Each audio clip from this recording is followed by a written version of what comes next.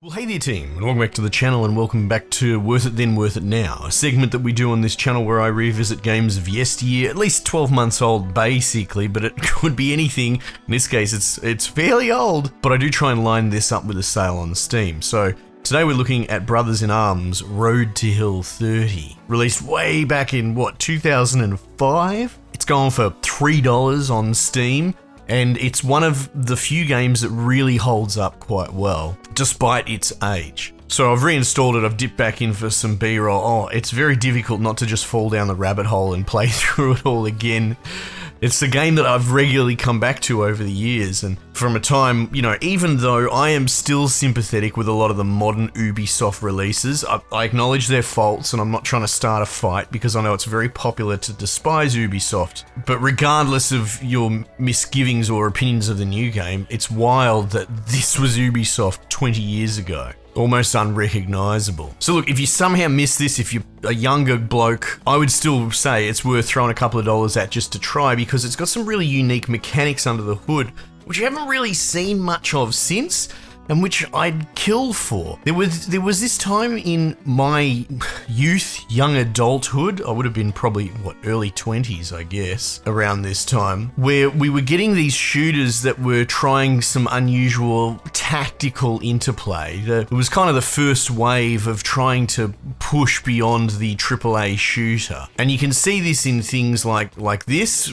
which we'll talk about, but you're essentially commanding squads with fire and movement tactics of, small unit fire teams. But then we also had things like Full Spectrum Warrior around this time. Again, another really unique and wonderful game. Even things like when they started re-updating Ghost Recon. What was it? Advanced Warfighter, the 360 launch title, picture-in-picture and that. Anyway, my point is that there was this time, in amidst all the flooding of the market with grey copy-paste, AAA first-person shooters, where you had this iteration. And it's fascinating when you contrast it against today. The equivalent in the last, generation, the last 10 years, would be things like battle royales, extraction shooters, the same sort of spirit, the same sort of ethos of trying to tweak the dominant formula of COD-like shooters. Anyway, there's your quick history lesson. So it's Gearbox under Ubisoft.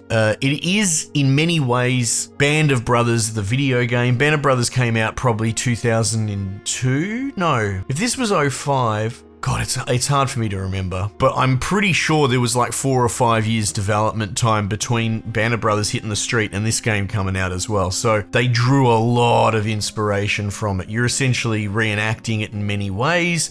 It is going for the same sort of introspective, melancholic feels of your leading man in Matt Baker. You're paratrooping in as part of the invasion of Normandy. That would be the takeaway. If for some reason you don't like Band of Brothers, you probably won't like this. But for everyone else, all the normal people, this is the video game of that show that maybe you never played. So yeah, World War II invasion, paratroopers, that sort of thing, feels, bit of story. The storytelling was kind of grisly and gritty and ahead of its time. The intro to this game, kind of has a flash forward to your team really getting pumped by like a tank. Yeah, it's quite gritty, even by today's standards. So mechanically, what's going on, what's different? It's not just Call of Duty, it's not just a first-person shooter. The idea is that you don't do a lot of the heavy lifting. You do in the beginning because you're sort of still tutorializing, but when you're in full stride, you're essentially running 2 different squads. And it's got these early proto consolification of over-the-top strategy, so that you can zoom out into a tactical view, which is kind of useless, but again, it was sort of ahead of its time at the time. And they teach you the very basic idea of fire and movement, right? So you essentially will have like an A team as base of fire, and you'll have a B team as flank. And you fill the gaps in, in my B-roll and that sort of stuff because it was still early in the game. But at full stride, you're essentially driving these 2 different squads. And it's really intuitive and simple with mouse and keyboard. It still holds up. I didn't have to do anything to make this work. Like graphically, obviously it's a bit dated, sure, but like the mechanics and the controls and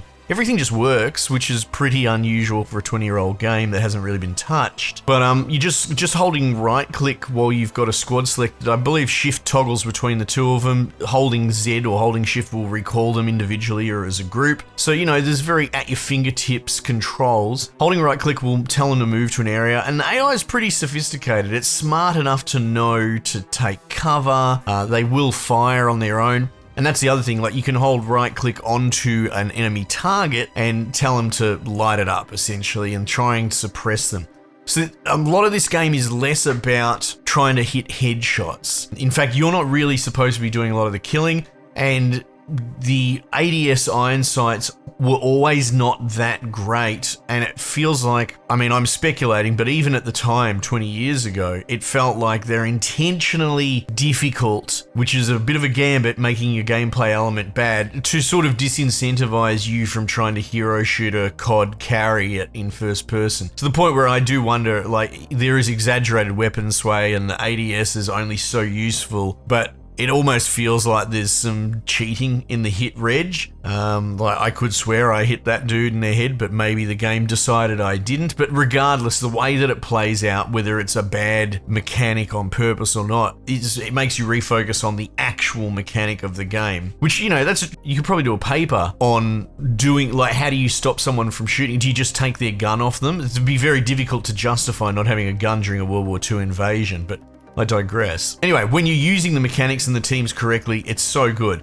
So you'll essentially just pour fire onto them and they'll have a little red circle above the squad's head. And when that fills up to grey, they're suppressed. So they're going to keep their head down much more, and essentially turns into a bit of a puzzle game where you're trying to turn as many of those circles grey as possible with, let's say, your base of fire squad. And there will be different weapons in the two squads. One will be more inclined to sit back and pound them with auto long rifles, right? Whereas you'll have a more mobile, like, submachine gun flanking force, and they're supposed to get round behind the cover, because as long as you're behind cover, they're behind cover, you're nigh invincible, and this is all by design. So the name of the game is very rudimentary fire and movement flanks between two squads, and it works really well, and the levels turn into more, you know, considered puzzle piece levels as opposed to slapdash whatever looked good at the time during design. You'll get extra squads at certain points, like little tank support and all that. I mean, you know, it's not necessarily spoilers, but I'll avoid giving away too much of it.